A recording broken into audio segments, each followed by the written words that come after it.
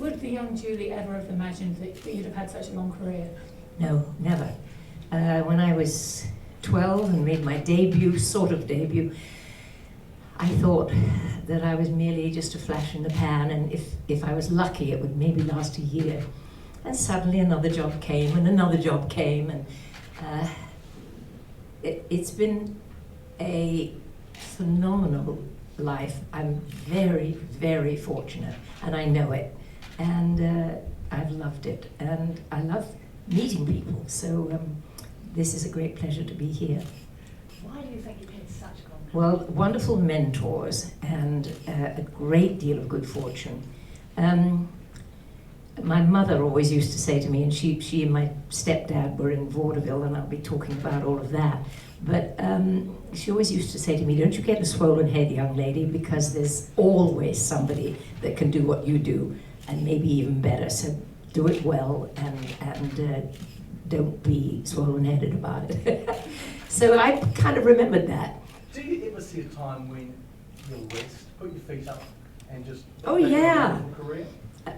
Will there be a time, or is there a time in my life? Time, because you continue to work. Oh, well, I've worked my entire life, and I mean, when you're having such a good time, to a certain degree, I don't call it work. I do put my feet up. I mean, jobs just don't float across your desk every single moment. I do a lot of writing these days. And I run a small publishing collection with my daughter, Emma, one of my children.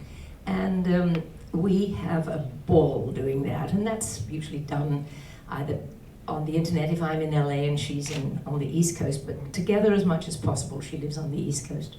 And yeah, I mean, I love my garden, I love my grandkids, and I love my dogs, and I love being at home. And so it's a pretty good mixture.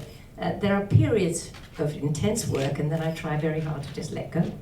You've actually worked with a number of child actors over the years, including Hathaway, and I understand you're still in contact with her. Were you in contact with her when she won the Oscars? Yeah, you bet I was. She was. I was in Los Angeles. She was in LA, and we've kept in touch. And she's just the loveliest young lady. God, to see her rocket to stardom, you know, when she did the when we both did the Princess Diaries, I guess it was really, she'd worked a lot before that, but this was really the big break, and it was just wonderful to see. And she is very talented, and she sings very well, as we all know, because she won the Oscar and sang so well in Les Mis. So she's a good friend and a dear girl, and she gives me credit for so much that I don't think I deserve, but she does. Hi. Just on the topic, thank you, of child stars, you've managed to come through it, and so many of them don't. What do you think it is about you and about other successful people that make it okay to make that transition from child to adult star? Oh God, that's almost an unknown quantity. I just keep saying how lucky I was. I guess it depends on their family. I guess it depends on what particular talent it is, and whether, I mean, you pay your dues these days, I think, in television, whereas in the old days, you, as I did, worked around the country in vaudeville and things like that. But if you're an instant success, as you are today, because it's such a media-filled world, it's very, very hard to learn your craft on your feet in front of such a huge audience. And the ones that make it probably make it for very good reason. They're very talented.